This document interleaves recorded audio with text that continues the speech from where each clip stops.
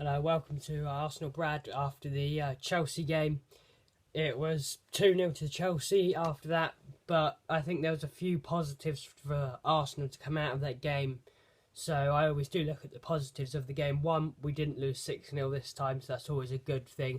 And also, we did beat them on possession. It was 53% to Arsenal, 47% to Chelsea, so we did have more possession, but possession isn't everything. And also, they had 5 shots in total, we had 10 shots in total, but the big difference was they had 3 shots on target and we had no shots on target, which is a big thing for us. We need to finish our chances. We're getting the chances, but we're not putting them away. We had double the amount of shots that they had, and we should be putting some of those away. It's as simple as that. If we don't put them away, we're not going to win the games. We need to put them more away, and we would have easily won that game if we had just put our chances away that we had got. Which is a shame because we did quite well, I think, in that game. First goal was a penalty, obviously. Second goal, Diego Costa has been outstanding for them at the moment. But we've got positives to take out that game, which we can move forward into the international break. And at least we've got that fixture out the way now, so we don't have to worry about it anymore. So we've got, like, the next big game is going to be Man U. So we always struggle against Man U, no matter what form they're in. We still struggle against them because they're always up against us, because we're one of their main rivals ever for years and years and years. It was always Arsenal and Man U that were competing, so they always get a game for us. Then we've got Liverpool, which is the next big game, sort of the next month. Month after Man U. After that, Liverpool are a bit shaky at the moment, but I think they'll get back into it. So after the Chelsea game, we've got some more news with Callum Chambers. He's got suspended now because he's picked up 5 yellow cards from the beginning of the season. So that means he's suspended for the whole game, which is after the international break. I don't think it's a big loss for us, and especially he's out for the whole game. It's not the biggest game in the world, but then they'll be fired up for it to try and get some sort of revenge on us for the FA Cup final thing. So they'll be trying to get back, and then they've bought a lot of good players. I think they got voted one of the best transfer windows of any team. They've had the best transfer window of any team, so they've done really well in that aspect. So they're going to be really hard to beat. But Hector Bellerin, who's I think obviously the person that's going to be coming in for Chambers, he's going to take over, which is going to be good. So yeah, we've got, with the Chelsea game, a lot of positives, but we didn't get an end product. We need to get that end product. Once we get that end product, one will be winning so many more games, because the amount of games that I've seen the statistics for, and literally we've dominated possession, dominated the shots, but then we just don't put them away. We need to put them away more often. Like, when we put our chances away, we do get really big scoreline. The Galatasaray game was a prime example of that. We took our chances when they came, and look what happened, 4-1. If we had done that today, then we could have won that so much easier. We could have won that easily, but we didn't. It's out the way now. It's gone. So we move on into the international break, where we've got a number of players going out. Chambers has gone for under 21s, and he's been urged to not feel like it's a step back for him, and he's got to use that positively. It's not a step back for him. I know he's been called up to the main England squad, but now he's going to stake a claim in the under 21s, because he hasn't made an under 21s debut yet. So this will be his first time being called up to under 21s. So it's sort of a ladder he's got to build up. So he builds up from the under 19s to under 21s to the first team, and hopefully he'll stake a claim in the under 21s, which means he'll stake a claim in the first team for England.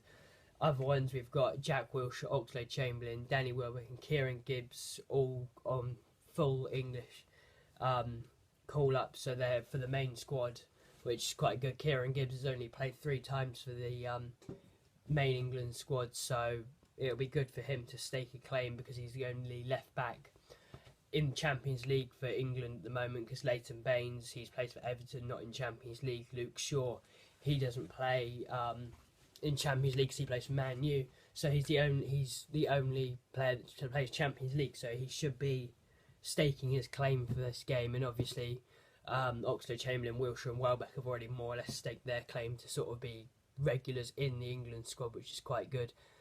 Joel Campbell's gone for Costa Rica. I really, really do want to see more of Joel Campbell in an Arsenal shirt.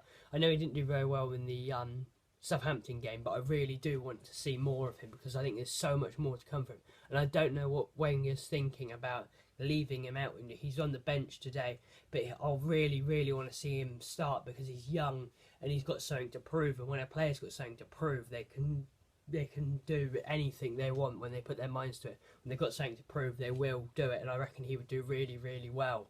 But he just needs to play. But there's rumours that he's going to be sold in the January transfer window because he's not playing alongside with Podolski, and then we're going to bring someone else in, sort of like, apparently we're rumoured to be dealing with Cavani, and we're after centre defensive mid cover, so apparently Khedira's personal terms have been done, and we're after Cheick Tiote from Newcastle. I can't see, I would rather have Khedira, not Cheick Tiote, but then I wouldn't mind having both of them, sort of, because Arteta and Flamini are getting on a bit now. They're both in their 30s, and they would be quite good, sort of Khedira, the main defensive mid player, and then Tiote sort of playing Flamini's role to Arteta, sort of filling in when needed and stuff like that, which would be quite good. But I wouldn't want Tiote on his own. He's not good enough. He's been probably one of the best players for Newcastle this season, but then it's not hard to be one of the best players for Newcastle this season the way they've been playing. But I wouldn't mind having him, and Khedira, but not just Tiote. It would be.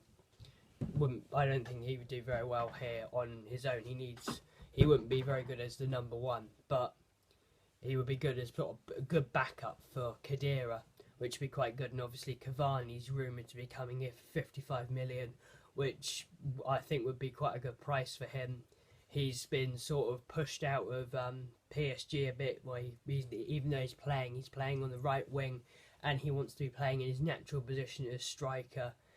And apparently Arsene Wenger is interested in him, which isn't the first time with Arsene Wenger finding a player that's being played out in the wings and wants to play more in central, and then turns him better. If you think about it, Thierry Henry came, he was playing on the wing, came in, played striker, simple as that.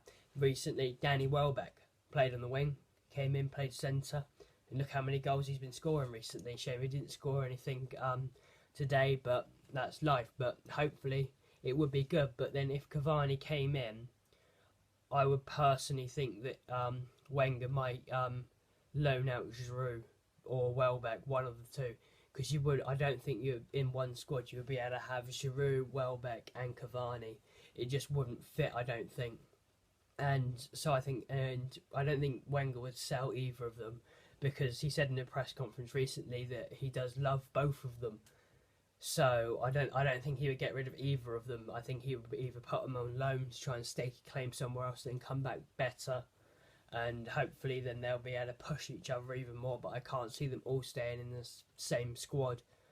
And if Podolski does go, then Cavani would be, I think, an ideal person to sort of come in as Podolski's sort of figure, because Podolski has done well for us when he's played, and he's come on whenever we needed a goal. He would come on, and he would normally hopefully get that goal for us.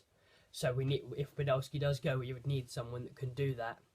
So yeah, make sure you subscribe to Arsenal Brad. If you're not interested in the videos at the moment, like I've said before, if you're not interested at the moment, trust me, they will get interested. I've got so many good ideas for this channel, but I don't really want to put the ideas out there just yet,